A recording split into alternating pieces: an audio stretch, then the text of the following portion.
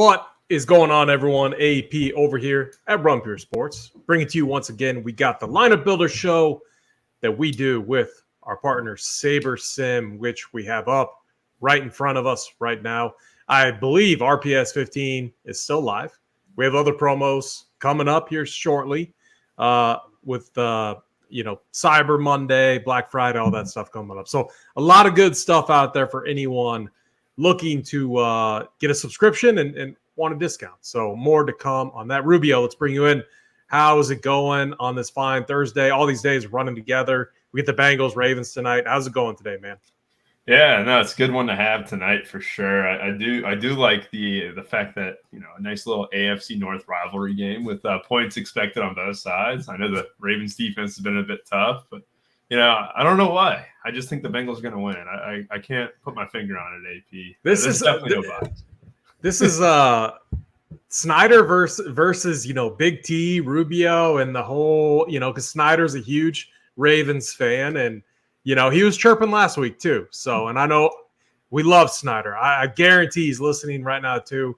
We're supposed to go to this place called Big Red tonight where we watch games and play Keno and do all that crap. But man, I know I'm actually not. I hate it, but if I'm there, I gotta play. I gotta have something down. I always see what the special is, and I always go with my four numbers.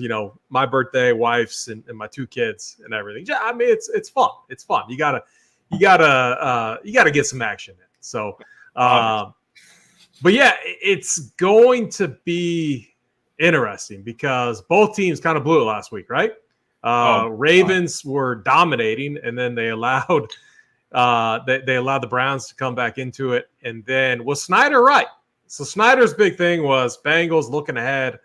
I don't know if I believe in that in the NFL, but I mean, to his defense, he was right on the call. I don't know if it's just the fact that the Texans are decent. They're a decent team, and maybe they caught the Bengals a little off guard, but I don't know. Do you have any thoughts on that? Oh, yeah. The Bengals came out flat in the second quarter and stuff. I mean, same thing as always. The Bengals will score in the first drive, and then they'll look like shit for the next 2, 3, 4 drives and stuff. And it's frustrating as a fan because you know what their potential, and they're just not fulfilling it. And I'll tell you what, the Ravens defense these past 3 years, whenever Burrow's playing, they've limited him pretty well. So it's definitely going to be a concern. But last game, Tyler Boyd drops the pass in the end zone that would have won it for the Bengals. Then they gave up the drive, the big catch, Dalton Schultz and Noah Brown and stuff. It'll be interesting to see what the Ravens do because they're a completely different team than the Texans. I mean, the Texans, have a very good pass game with Stroud and stuff. And then you look at the Ravens, it's a very good ground game. Not a whole lot through the air, but that's expected with Lamar as your quarterback and stuff. But you talk about, this slate in general. Lamar Jackson's a guy who's just been running really bad on touchdowns and stuff. So you're probably going to see him a little bit lower owned in the captain spot than he should be. And I can't wait to talk about that later on. Yeah, I'm with you. And, it is going to be interesting because Cincinnati, I mean, it seems like they got some stuff on the defensive end that they need to figure out. The Ravens, defensively, they've been pretty good. And so I'm really torn. I am not going to pick like a side or anything like that. I've lost both of the last two. And what's crazy, and again, I always lean on the RPS picks, the RPS premium picks, which JBC heads up, and they've been absolutely smashing. And I think more weeks than not, or more shows than not, we are aligned. But the last two, I know I've been against it. And that post gets posted later. And so I've gotten saved a little bit. The last time I hedged out a little bit because I'm like, man, I don't want to go against the team. I don't want to go against JBC. And so it saved me. But again, I'm gonna wait to give my pick until I see what the RPS premium pick is because I'm really torn tonight. I really am. I think I've been more of like a Cincy lover than hater, which is kind of wild. I would rather like to hate the team, but I'm with you. I'm a believer in the talent and the upside that this team has. I think Burrow is good. I think Chase is one of the best receivers in the NFL, and they have talent. They got to figure out their line issues, their defensive issues, but outside of that, they have talent. Let's dive into it. walk us through our base build. If you're new with us, the base build is we're taking the standard projections using RPS or Saber, whatever is loaded in there. I believe our RPS ones are in there. And we are just running a standard build. And we're seeing kind of what it looks like to give us an idea of what the slate's going to look like and where we can expect ownership to be. So walk us through the base build, Rubio. Yeah, so going through the captain stuff, just to explain what you're seeing here, you can see your actual exposure whenever you run your teams in Saber, and then you can see, their adjusted ownership, basically their projected ownership for the slate tonight in the captain slot, right? And a good way to, see if you're above or on, is the leverage thing. We're 0.8 above Lamar's projected ownership, right? So that means we have a little bit more leverage when we go more Lamar than the field. We have less chase in the field too, but you notice immediately studs are possible tonight in the captain. Usually when we do this, we see a lot of cheap guys in the captain slot. I think it was Tyler Conklin for a Jet slate recently. And then last time out, it was Adam Troutman for the Broncos, right? And wants to jam in because these studs are so good. But today, it's saying, hey, stud in the captain is easily possible tonight. You have Trayvon Williams, who's the RB2 for the Bengals at 200, and you can get a good kicker, Lamar in the captain, and 2 weapons without T. Higgins with Joe Burrow. Very good team, right? But then when you're breaking it down further, Tyler Boyd and stuff, you're getting a lot of skill players above that 10% mark, which is great to see. A lot of this Cincinnati Bengals offense is pretty concentrated, especially without T. Higgins. You're going to see that. And it might lean a little bit Bengals heavy, but then I would transfer the question over. You look at these Ravens prices, right? We can go ahead and pull up the pricing now. You have Lamar at 10.8, which I think is a great tag, autoplay. 8,800 though for Mark Andrews is going to be a little bit tough to get up to. Zay Flowers is a little bit overpriced for his props. Gus Edwards is going to lose touches to Keaton Mitchell. You're going to have this little bit of disarray in the Ravens side, right? You're just not going to have a ton of confidence that the production is going to come from each of these players. And that's why you're seeing a little bit ownership on them, especially in our base build. But when we do our sims, we might be able to adjust that and see what it looks like then. Yeah, very good. And just looking at it from like a flowchart standpoint, the Bengals have been horrendous against opposing tight ends, which bodes well for Mark Andrews. How much Mark Andrews are we getting in the bit? Are we getting much captain Mark Andrews? I see him there in the flex. We're not getting we got one Mark Andrews lineup out of 150. This is what it looks like, and it's not that bad. Yeah, his price is pretty high too. I mean, yes. But the Bengals do suck against tight ends, like you just said. Yeah, and I bring that up because you got, Isaiah Likely too. It is interesting because Tanner Hudson, Irv Smith, Isaiah Likely, Mark Andrews. Considering price, factoring in price, you got to think that all 4 are in play or relevant to some extent, right? Like, what's Tanner Hudson? Like, what's your?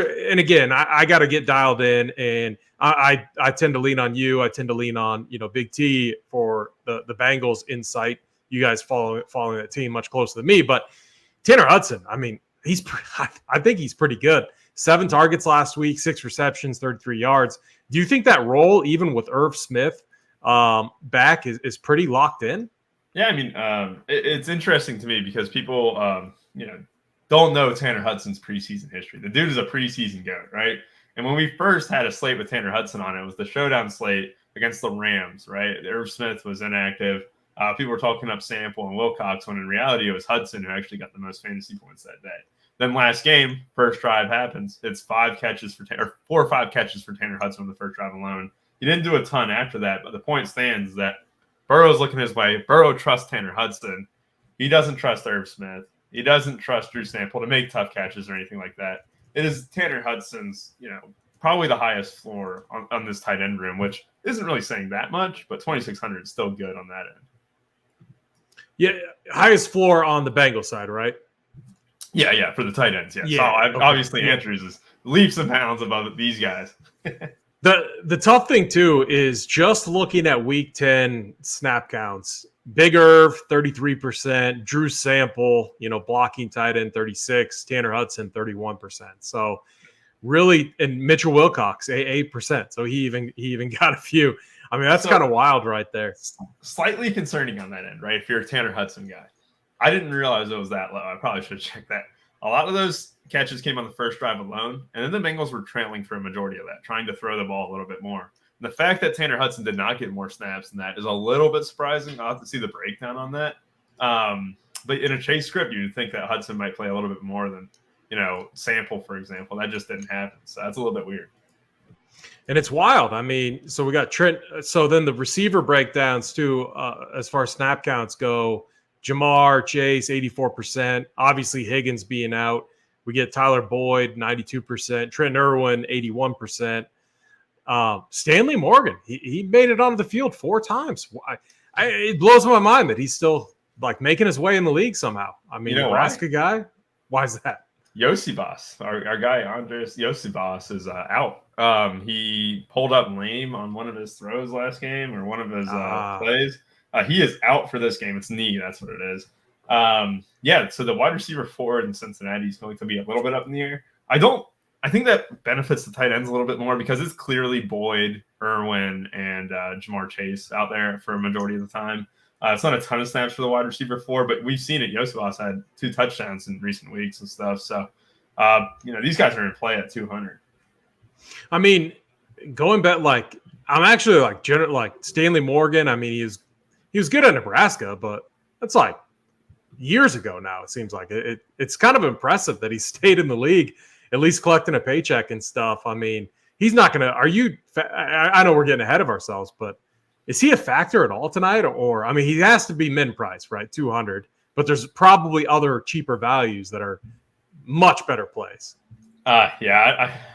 He's going to be a play because he's going to see the field at 200, and what Big T always says. And if they're going to see the field at 200, you do get guys like Travion Williams, who is the clear RB2 in that backfield in terms of if he's spelling Joe Mixon. Charlie Jones too. That's actually a good point. Charlie Jones was inactive last week too. Okay. I don't know if Charlie Jones is going to be active or not, activated or not for this one. He was a full participant in practice, and he's listed as questionable for this one. So if Charlie Jones is active, it would probably be Charlie Jones getting the wide receiver 4 work. Obviously a stud at the University of Purdue, or Purdue University, I should say, and I don't know. I like him. I do think he's really good. He's got really good potential after the catch. People might associate him with, maybe he's just a little guy who just is in the slot or whatever. But no, he returned punts and stuff like that at Purdue. He's got a lot of talent in terms of just after the catch. Yeah. So just starting on the Bengals side, when I look at it and when I look at things from a matchup standpoint, the Ravens, they haven't been as good against tight ends. Trey McBride obviously had a monster day against them, 10 receptions, 95 yards for a touchdown. Sam Laporta, Njoku. Njoku should have had a big – what was that drop that he had? Was that in the end zone last week? I think it was. I did see the highlight on it. It was so, I mean – he catches that ball. If my memory serves me right, he should have caught that ball. It was a huge drop. I mean, he would have put up a monster number. I think Tanner Hudson's going to be in play. I'm with you. I think it comes with risk. Are you setting up any rules between him and Big Irv? So the funny thing is against the Bills, all 3 tight ends got there. I mean, Hudson did really well. I think he had 8.5 for the price. Irv at 11.9 or whatever, and Drew Sample, obviously had the touchdown. He had 12.2. I don't know. I think it depends on the game plan. I think tonight you have these wide receivers that are so strong, so maybe just limiting to one Bengals tight end is fine. But I don't know. I think I'm just going to let it be. Burrow's shown he can find anyone in any game. He can make anyone the guy for a little bit. Yeah, you got to like Chase in the spot too. Other wide receiver ones have actually had some success against the Ravens. Amon-Ra St. Brown, 13 catches, 102 yards. This feels like a game where they just need to get him involved. We've seen that a few times this year where even if it's a short little wide receiver screen, just get him in space, let him do his thing just to get him worked in. I think that's definitely something that they need to do because I don't think that the running game against this Baltimore team, I don't think that's going to be the way for them to win this game. You're exactly right. And the way the Bengals win games is that they throw the ball 50 times. And that's not a hyperbole at all. That is just something that you'll see a lot of quick throws, a lot of the balls out of the Burrow's hands in a second. And that could play into a guy like Charlie Jones' hands, but especially Jamar Chase. He's going to get a lot of touches around the line of scrimmage and stuff too. I think, we've talked about, I know Snyder's done a really good job breaking down this Ravens team too. He did his article today for Monday Night Football that's up on site. I believe it's a free article too. So, I mean, if you guys ever wanted to check that out, obviously I'm a Bengals fan, but he's a Ravens fan too, if you want his perspective and stuff. Quarterbacks this season have not done well against Baltimore. I mean, that's no secret. But you also look at the quarterbacks again that Baltimore's faced, and one of them was in Gimpy Burrow. It hasn't been really that an impressive list. However, this secondary has been much better than what the preseason woes were telling you that it might be. And yeah, I think it's worth noting that no one's going to want to pay $9,600 for Joe Mixon AP, right? Like, you're going to have a lot of funnel into this pass game. And I see someone, Josh D, saying I'm running a Ravens onslaught Ravens stack. I don't think that's the worst idea in the world. We've seen the Ravens team kind of control the Bengals a little bit at times, especially offensively. And the total does seem a little bit high for an AFC North rivalry game like this, but definitely worth noting.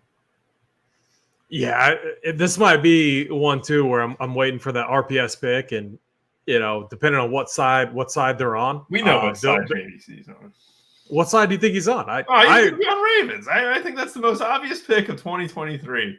I'll bet my life. I've been surprised by some of the picks though at times where I think it's very obvious, and then he drops the hammer and he hates different. The Bengals. Like, I know where Big T's on tonight. You know that. I know where Big T's at. I don't know where I'm at right now. Like, I think there's value in the Bengals side, but I said I wasn't going to say my pick. I don't want to throw off any mojo.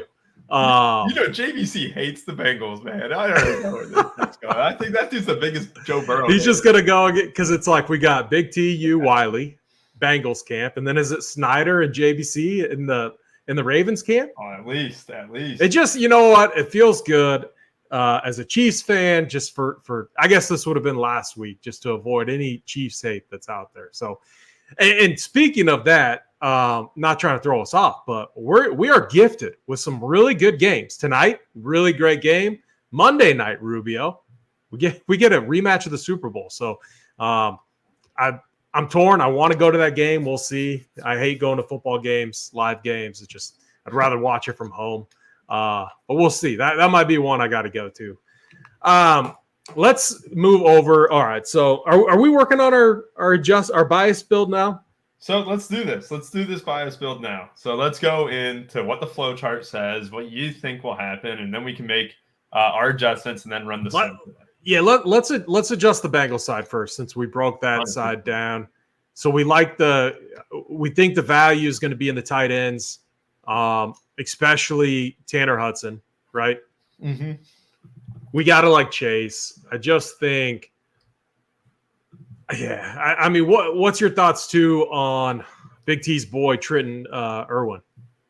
I mean, he's got to get targets tonight, and like I said, the way, and you've noted it too, the way to beat this Ravens team, as good as their defense has been, is not through the ground at all. Joe Mixon's touches are just so low. I mean, Irwin, he obviously caught a large touchdown last week, a 32-yard touchdown to get there. Right out of the gate too. Right out of the gate. Twitter was dying. The worst part is when you fade him and then the cheap dude just goes nut on the first drive. You're just like, I don't even want to play this game anymore. But he had 10 targets against the Arizona Cardinals. When T. Higgins last game was definitely aided by the touchdown and stuff. But he's going to get targets. I think this price still a little bit too cheap on him. Boyd was looked at a ton last game, and we're going to be projecting for a Bengals script where they're throwing the ball and staying in the game. If you guys think they're going to throw the ball and not be able to stay in the game, you could definitely bring 5-1s into play here. Yeah, I'm with you there. And, Chad Fox, Chase struggled the last time in this matchup. But again, he's just look at, and I'm with you. I think they need to throw the ball 50 times. Look, Tyler Boyd, 8 receptions, 12 targets last week. Chase, targeted only 6 times. I believe had the tougher matchup there. Who's the cornerback from? Who's their lockdown guy? I forget. Doesn't matter. Marlon Humphrey. Chat will know. Chat can remind me. I got too many things just floating around in my head. But these guys are going to be in play. Like, I don't think you can trust Charlie Jones or Stanley Morgan. So the targets are going to be there. And then it's the tight end. So I think we got the Bengals side figured out. And Joe Burrow's been like, look at what he's done recently, 24, 25, 27. And a lot of these are in scripts where they're forced to throw. 49ers, they had to throw it. Like, they had to throw it in that game. Last week, obviously, too. So I don't see why that changes at all. So I like the script that we have built in right now on the Bengals side, assuming that this game stays close and competitive. Yeah, what's crazy, AP, is that we are 21 minutes in, and we haven't talked about one of the key points on the slate, and that's Keaton Mitchell. So let's go through the Ravens team, but I do want to start with Keaton Mitchell. Jim Harbaugh, is it whoever, Jim or John? I don't care. Both on teams that I hate. You have the team up north, and obviously Baltimore. Said there's going to be more touches for Keaton Mitchell in this game here. What should we project Keaton Mitchell at? Because obviously he's got the home run ability. He was a stud at Eastern Carolina. He was a stud in the preseason, and he came into the season hurt. And now he's healthy, and he's had just 3 straight games where he's just racked up the yards and big plays. Yeah, I think, all right, so one, what's his price? $5,600. Yep. Interesting price tag. I mean, it's not – we would normally – and what's a normal RB2 in his type of role? Like $3K range, typically priced around the kickers, right? Yeah. So, his price tag is elevated a little bit, right? This is why I think that DraftKings did a great job pricing this slate. And, we're going to have a ton of content. We know, obviously, the playbook's going to be up here soon. It's on – we'll cover FanDuel, too. So, I don't know his price on FanDuel just yet. I'll be playing later tonight. But Keaton Mitchell is very well priced by DraftKings because, obviously, the big playability is there. He had 23.4 against Seattle, 13.6 against Cleveland, and now more touches his way. So it's only been 2 weeks, not 3. If he gets 10 touches, AP, I think, you could project him ahead of Justin Tucker and Gus Edwards easily. But it becomes a debate because what if he gets, what if he doesn't get into the box like he had the past couple of games? Like, he could easily end with 8 or 9. That's just not going to be enough. But we do need to project him way higher than what I think our average projections are. And I know that, Captain works really hard on the projections and stuff, and I see it. I just think the industry is just too low. And we're even too low, I think. So I want to bump him up to like 10 AP. Yeah, I'm really torn because he was on the field 24% of snaps, Gus Edwards 52%, Justice Hill 26%. What if I told you 50% of the snaps for Keaton Mitchell, 40%? We'll do 40%. Oh yeah. If I knew, because when he's in the game, they want to get him the ball, Right, yeah. But now defenses also, they have more. That's going to be a guy that they're looking at whenever he's in the game. They know that, hey, there's likely to be a scheme, towards this guy. He's one of their home run hitters. Yeah, and I just want to address, Dante, I know he had 4 touches last game, and I know I'm usually a guy who says, oh, don't chase the game, don't chase whatever. But Harbaugh did say there's going to be more touches for Keaton Mitchell in this Thursday game. This is what is Snyder? I haven't read Snyder's article yet. Have you looked at it? I have not read it yet. I'll pull it up after this. I'm a little on Dante's side. I'm not fading him. Okay. I'm not going to fade him in Showdown, but will he be overowned relative to with all things, factored in? Projected ownership is really low at the moment. It's 12. I do want to note, when the Ravens were in London or whatever that was, K-Falcon and I were on the 200 Keaton Mitchell wagon. And of course he was a DNP basically that game. He already had 1 carry, I think. But now that he's back healthy, everyone wants to ride the wagon at 5,600. But I do think it's going to be 20, 25. And that's like my one concern. It's the price. The price seems a little heavy, but I'm with you. He obviously looks really good.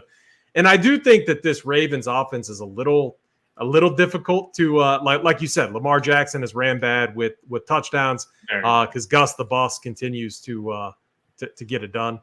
But I'm not going to fade the guy. I'm really torn at that price. Is that a fair answer? Versus data thing. And I always lean toward coach speak. However, 10 touches does not guarantee value, does not guarantee a good performance or in any regard. 10 touches, he still fails more than half the time in terms of getting into the outs. Way more than half. But it is the big playability here. If you his ownership will probably still be a little bit suppressed, to be quite honest, than what it probably should be, in my opinion. So all right, so we can attack the Bengals also with obviously tight ends. We talked about that. A great spot for Mark Andrews, but they've been okay against wide receiver ones. They've been bad against wide receiver 2 and 3s, and they've been bad against opposing running backs. So I don't know. And this is, again, a little inflated because we recently saw Stroud and company smash against them. We saw Purdy put up a beast of a number against them. Kittle smashed, McCaffrey smashed, Purdy smashed. I mean, this defense is like definitely the one concern. And just looking back, man, a lot. So like Nick Chubb, that's week 1. Henry smashed. I mean, Kenny Walker smashed. I don't know, man. So I think I'm back on the Keaton Mitchell train with you. I don't know. I might be more like, this is where do you set up any type of, and again, I don't implement rules too often in Showdown, but is there any type of Gus Edwards Mitchell type of rule, or you probably just don't have those type of rules in Showdown, right? Here's a weird rule. All right, this one's going to be a little bit weird, and it could definitely be Mitchell and Edwards. I don't think they're going to hit a lot of teams anyway because of the pricing. If you have Gus Edwards, you don't want Lamar Jackson cap. And that one's just throwing that one out there because I like that one. Has vultured a ton of 1-yard touchdowns away from this offense. In terms of, we have 1 or 2 touchdowns in the last 3 weeks for Lamar, despite this offense just nuking. And a lot of that has to do with the fact that they keep getting inside the 5, and it's been Gus Edwards' world. And that's why you can't neglect Gus Edwards either. I don't think he's going to have a huge floor, but it's certainly in the cards with 1 touchdown or 2 touchdowns is very much in the cards to get, 10, 15, 16 DK, and he ends up getting there. But one guy, Matty Ice saying if Hill scores again, it's been funny. I do think that I can bump Justice Hill down just a bit, get Keaton Mitchell up, bump these guys. I mean, a large part of it, I know Joe Goodberry does a great job covering the Bengals stuff. A large part of this defense struggles has been just tackling.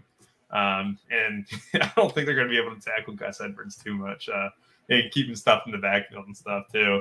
But I bumped up Andrews, bumped up what you were kind of saying, these wide receiver, 1, 2s and stuff. We'll keep Zay Flowers the same. And then let's check where the Sims have us at AP. Let me go ahead and add the contest Sims real quick. Way to do this, guys. Remember to hit contest. Go to all contest here and right-click the contest you want to do. We'll do the main flagship $15 tonight. And what we can also do is we'll do the $3 20 max contest too. So we'll go ahead and run these Sims and get this started. What? Yeah, so the score on – all right, no, the optimal lineup the last time these two teams faced each other was T. Higgins, captain, Aguilar, Gus Edwards, Lamar Jackson, Joe Burrow, Mark Andrews. Do you think we'll get a double quarterback optimal build again tonight? This one's a debate. If Gus Edwards keeps vulturing Lamar, maybe not, but I think we have to think that the Bengals are going to throw the ball a ton tonight. I still don't really respect this Ravens defense. I know that's absurd to say in terms of the secondary. I think their defense is always stuffed the Bengals, ground game and stuff. But I don't know. I think double QB is more likely than usual. It feels great because after several slates of no QBs, we might get a double QB tonight. I mean, the game was 27-24, and that was when Burrow was hobbled. That was at the start of the season when Burrow was, not looking that great. And T. Higgins, 2 touchdown type of game. I think we need. I think it's very live, assuming we see points here. So, and I don't. Again, I forget who in chat was saying it. If you want to go full onslaught, I'm fine with that if that's what you think is gonna happen. But I don't think the Bengals are just going to get absolutely, destroyed. I mean, who knows? This Bengals team has surprised me at times, and hopefully they've been one of the tougher ones to break down, in my opinion. It's very much Jekyll and Hyde at times. The Titans game where they was 27-3 or whatever, they got beat down by the Ravens game week 1. But I do think this Bengals offense has figured things out, and they picked it up in the second half last game too. Just another untimely Burrow interception kind of cost them, and then obviously Boyd and Trot. But this Bengals team will be able to move the ball. I have no doubt about that. We got to talk about the kickers too. I mean, while this loads up, AP, we got two of the best kickers in the game. Two guys who hit it from 50 easily. No team's going to hesitate when it's 4th and 4, and they got to kick a 50-yard field goal. What are we doing with the kickers tonight? Yeah, Justin Tucker, obviously one of the best out there. I mean, he had 3 field goal opportunities in the first matchup. He was 3 for 3 for extra points. McPherson as well. Like, I do think, price-wise, what Justin Tucker, what are the kickers priced at? Do you have that, like, in the flex pricing? We have at 5,400, and let's see the quick maths. Oh, goodness. I usually 4K. have it up. My 4K. Oh, yeah. I mean, Evan McPherson's 4K. That's the cheapest we've seen a kicker in some time. I know. And Tucker is 5,400. I mean, quite the difference. What are we doing? Like, why is it, there should almost never be like that big of a price difference between two kickers. Yeah, it is definitely a surprise there. And I think Tucker's tough to, like, he's so much tougher to play at 5'4". I mean, well, you know what? Like, people always click his name in Showdown. Always. I mean, it's somewhere. They do project McPherson's ownership to be higher than Tucker, but it is just crazy how often people just click Tucker's name in Showdown. Sometimes he's been 40% owned, which is just absurd. Do you what about a rule where you limit, just to one kicker? Like, I don't see this being like a 2 kicker type of slate. So one or the other type of thing. I guarantee you, I can just sense it already. Our guy K Fowler is going to be on double kicker tonight. Double kicker? I love it. No, because he's done it before in the past. We've had this matchup quite a few times and stuff, and it was with Huntley and last year. The double kicker was firmly in play with both these teams, just because each team kicked 2 field goals and it'd be worth 10 points for each guy. I don't want to disable it here, especially when we get McPherson at a discount compared to what we usually see the kicker at. So one other thing too to note: Rashad Bateman, 74% of the snaps last week, which was the highest that we've seen all season long. He was the clear number 2, it looked like, and then behind Zay Flowers. Then it was Aguilar and OBJ. OBJ 33%, Aguilar 43%. What's your thoughts on Bateman? I think he's trash. Let's get him up. Let's run these contest sims too. But yeah, I'm not a Bateman guy much at all. But he could definitely prove me wrong. He's a way better athlete than I ever was. I mean, Snyder's already turned the show off. Just making fun of all his guys. So okay, so Bateman's 4,800. Yeah, I think he's like the wide receiver number 2. I would play him over OBJ, who's 5,200. But I mean, are you playing Justin Tucker over Rashad Bateman? I think it's a debate worth having. But if you want leverage off of Gus Edwards stuff, going like Bateman or OBJ, or even like Tucker or whatever, I mean, getting different, going with the passing game over some of these running backs. Not that they're going to be incredibly high owned or anything, but they've been running really good on touchdowns. It's like, you're going to have Gus Edwards around 20% overall, and Keaton Mitchell probably around 20% as well. It's going to be interesting. Here's where we stand too, AP. Just on ownership. Let's go to the captain first. This is without trimming the captain pool up. Just look at how much Lamar and Chase we get at the captain. Yeah, I'm a fan of Lamar captain. Because I don't think you lock him in.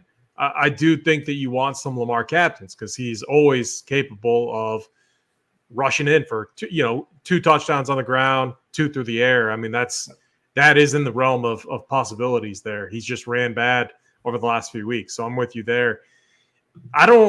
Joe Burrow captain would be the one concern. I like him as a flex play, but I think when you chart it out and when you look at it, so often he's like locked in on one guy, and it's usually that guy that you want. So it's like, if you really like Burrow, I'd rather have like Chase or Boyd as the captain options. It's kind of my thoughts. What's your thoughts on Joe Burrow captain?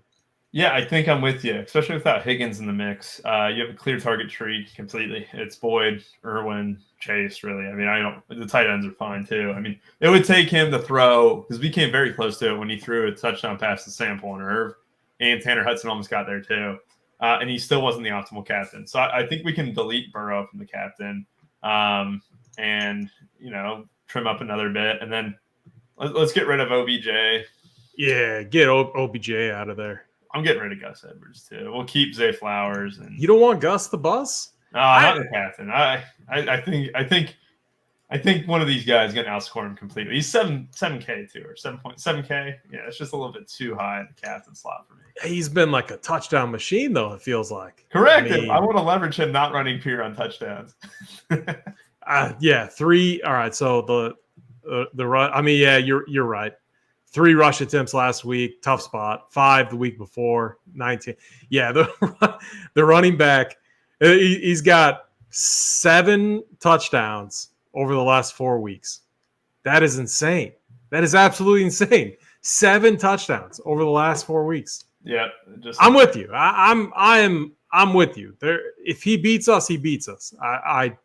I'm not gonna believe in that hype given the opportunities. There's I don't want to say no way it continues, because if I say that, then it'll happen. But that's just insane. No way it continues. All right, so I like this. So our flex exposure, we have to have a lot of double quarterback builds, which I like. We assume points. It's just, if in those double quarterback builds, can you pull one of them up? Yeah. Because I want to see what happens then to like the Jamar Chases, like the other studdish. I guess when you look at studs. Utility. Let's do utility first. You get Jamar Chase. Look at that. That's a good team. That's a great build. It's a really good build. I mean, you're punting there, but that's fine on this slate. Yeah, and I definitely think that's fine. Let's see here. Let's see if we're not punting at all. Let's see if we can get Charlie Jones off the board. Charlie Jones, go away. What's your thought? Like that, those type of builds have to be somewhat duped at a high rate if you have like a somewhat chalky captain, double quarterback, and then it's like mixing and matching the punt options, right? And usually those get covered by a lot of people out there that are running a lot of lineups. Yeah, 100%. And if it doesn't punt, it goes down to Irwin Hudson and Keaton Mitchell and stuff. So I actually don't hate these at all, but they definitely will have a chance to be duped a little bit. Let's try it with Lamar and Captain too. Let's see where these builds lead us. And let me finish my soccer lineup real quick, AP. Oh, yeah, you're good. What time's lock? Oh, top of the hour? Yeah. So I don't, like, just going off what Rubio was saying right there, I don't mind those builds. I would just make sure, I would look through them like we are right here. And I would make sure that you have your bases covered as far as like the punts go. And looking at the punts on this slate, Aguilar, he's 800. I mean, we're projecting Drew Sample. He's mainly a blocking tight end, but you got to keep him. You got to keep him in there. But I'm trying to think who the other, like Isaiah Likely. I would probably keep him in there, right? I mean, the backup tight end, he's gotten. Yeah, I would definitely have him with some type of projection. Stanley Morgan, super dusty, but it is a slate where you could get away kind of in that one build. Make sure that you have some of these other like true punts mixed and matched in, because the last thing that you would want is for that build to be like the nuts, and then you have the wrong like 200 to 400 price guy. So that's the one thing I would do with going that route. But it will be somewhat popular, you would think. Yeah, just look at that beautiful Isaiah Likely double tight end build with Mark Andrews. It's pretty nice though, I can't lie. Yeah, I like that one too. Can you click out of these builds? I want to see what all right, so when we go a different route at captain, because we do have a lot of higher price guys on the slate. So if we go like a Tyler Boyd, or if we truly go like more of the value route, I want to see what it allows us to do in our build. Most likely it would be a lot of like Burrow. Here's Chase, 4,400 Trent Irwin. We get Andrews with Lamar, Chase, Hudson. Brian. That's really that's a great build if you think that we're going to see points. And I know double pass catching weapon for the Ravens here too. There's only Chris Brady. Yeah, Chris Brady's on over 20.5. And if the Bengals are putting up over 20.5, you got to think the Ravens are going to respond. Obviously favorites in this game. And So I like that. I like that route if we feel there are going to be points scored, which I think we do. I'm not saying we'll get Snyder in chat saying primetime games are like, 19-5 towards the under. I mean, are we going to get another under? I hope not. I think the NFL read that report and said we got to get points tonight. Yeah. So here's a good comment too. So this goes to the fact that we're talking about, will the Lamar Jackson, running bad with touchdowns continue? I'm kind of on Ghost Cat side here. I like Lamar. It's one of the – so there are a few teams where I'm definitely fine running quarterback captain builds. It's the Chiefs, it's Ravens, and the Bills. Even though our boy Josh Allen continues to just be super dusty and turn the ball over at an insanely high clip, which is unfortunate, but it happens. So, yeah, the other captain that I am kind of interested in, and I don't know if we need – if we see a lot of points, we haven't seen this happen a lot yet this season, but in games where you have clearly defined target trees and you see a good amount of points. And so what I mean by that, the Bengals target tree, I think, is a lot more clear than the Ravens in that we know that they want to go to Chase, Boyd, Mixon, then Tanner Hudson is kind of what I would put it at. And then Trent Irwin. I think that it's a little more muddied on the Ravens side. But if you went like a Tanner Hudson captain or like a true value type of captain, what do those builds look like? Does it open up enough to get all the studs in? That's another tough path to go down. You're not going to get too many uniques going that route as well.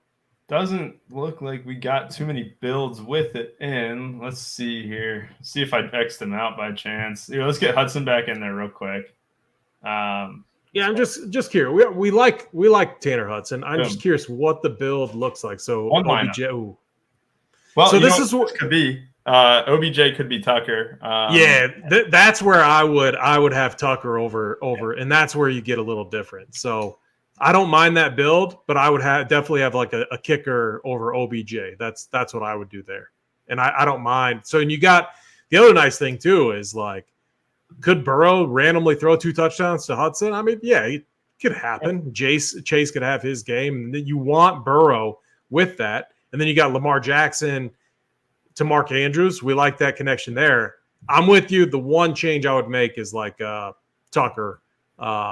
Or McPherson over OBJ. So I don't mind that build. I mean, it's out there, but I don't mind it.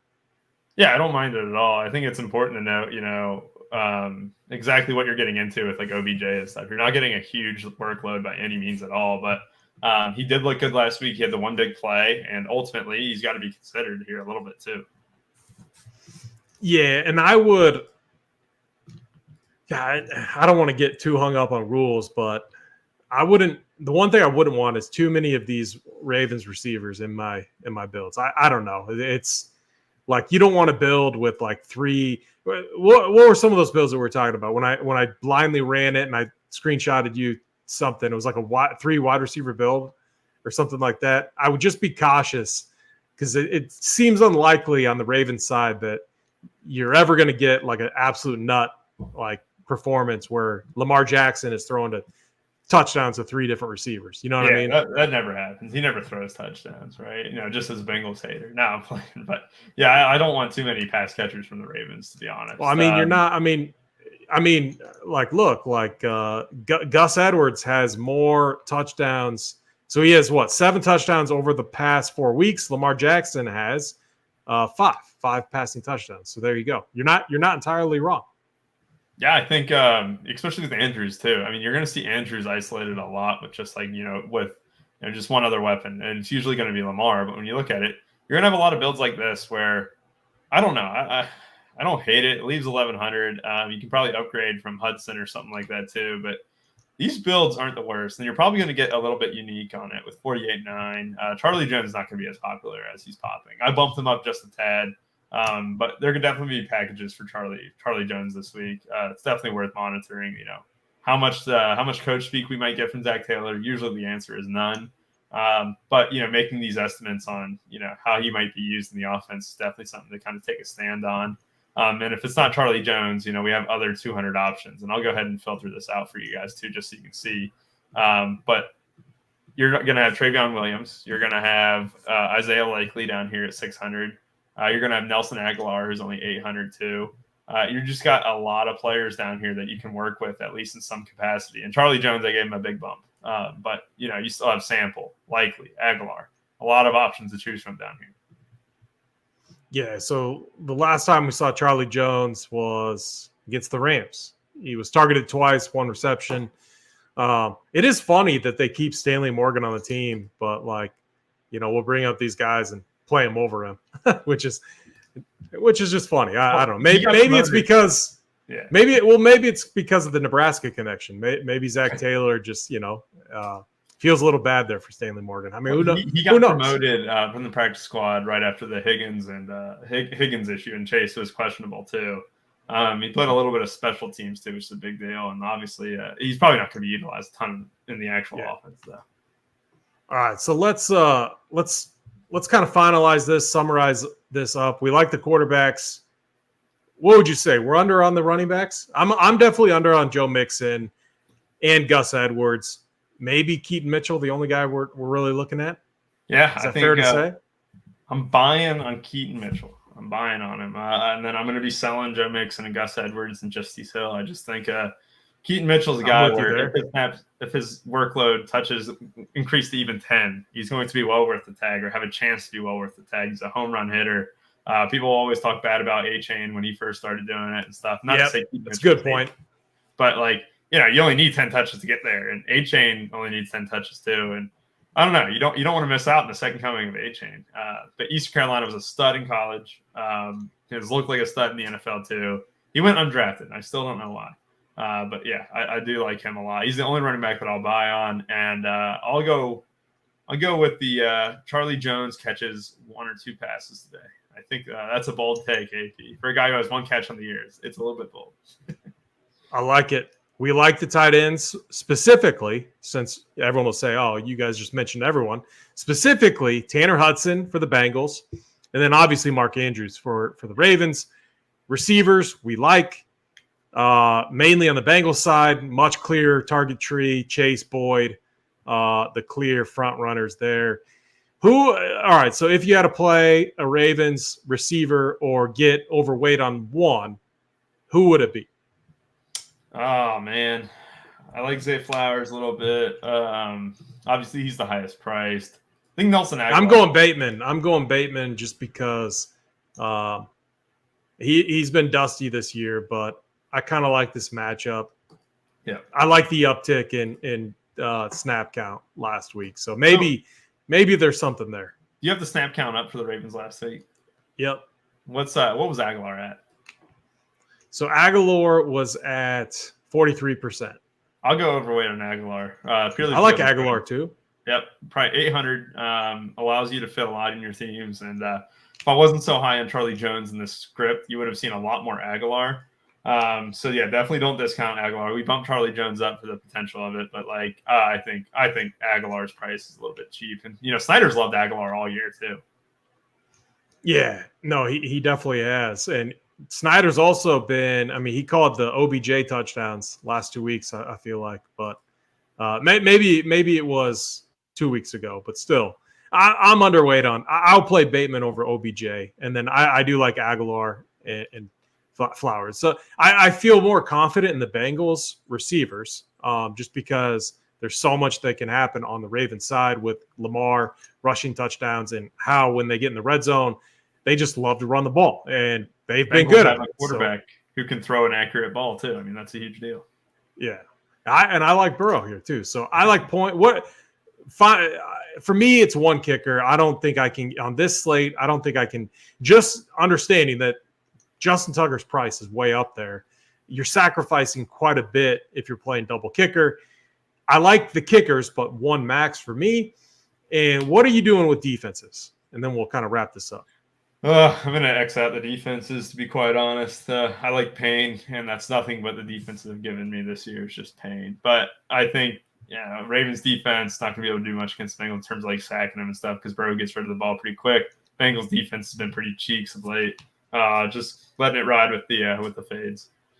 So let's help our guy out here. I deal with this a lot too, and actually last week it was kind of what I was thinking. But using Sabersim, sorting by risk adjusted, it actually brought in more captains that I wanted, but that ended up being the nuts for me. What was it? Cortland Sutton last week? That was Cortland Sutton, right? Captain. Yep.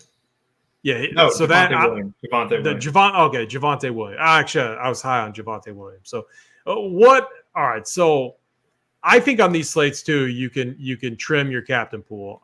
Like for me, just on the surface, Jamar Chase, Tyler Boyd, very high on them in the captain spot. Lamar Jackson, and then like Mark Andrews would be kind of an initial base that I would look at. What's your thoughts on that? Is there anyone else, if you're trying to trim that captain pool down, that you would add or delete from that list? Yeah, I think you don't need to have a huge captain pool at all. I think we talked about it. You don't need Burrow, right? So that's a huge deal. But ultimately, you see these guys here. I think even Hudson is fine at 2,600, but you don't need to get different from that list. Like you just said, you don't need to get too different today. Find ways to get different elsewhere, whether it's leaving salary or whatever. We had last Bengals-Bills slate. It was a super chalk captain at T. Higgins when he was super underpriced. He ended up being the optimal captain, and it was still worth a 27K chop. I think you can find ways to get different, maybe even lessen that chop too a little bit too. But even with just staying pretty chalky at captain. Yeah, I'm with you there. All right. We got, a fun game tonight. Bengals, Ravens. I think we did a good job breaking this slate down. What's your thoughts then? Final thoughts for tonight. Who do you got winning? Is that a dumb question? Definitely not a Bengals homer here, but Bengals win. I think it's going to be 35-24. We go over and the Bengals just kick ass. That's a little bit. That's really end. I'm just going to be popping my popcorn. I'm going to be watching the bickering, the back and forth between Big T, you, and then Snyder, and we'll throw JBC into the mix as well.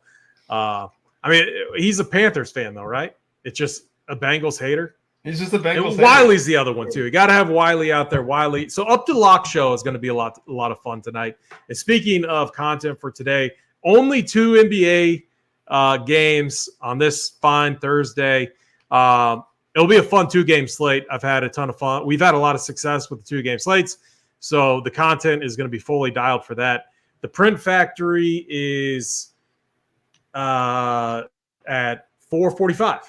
So that's going to be JSU, Big T, and Wiley. With no NBA, these guys, we got to talk to these guys. They got to get an Up to Lock show going. We got no NBA for them to break down. About NBA.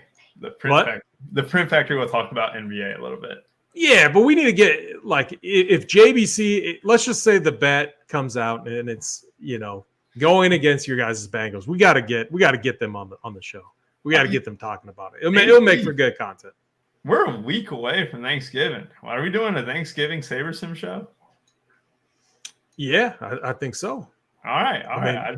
Well, for the 3-game slate, we should. Yeah, instead of doing Showdown for that week, we should do it that morning.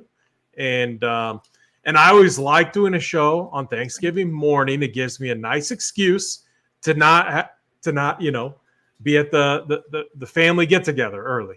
Oh, there you go. You don't want to be the first one there, right?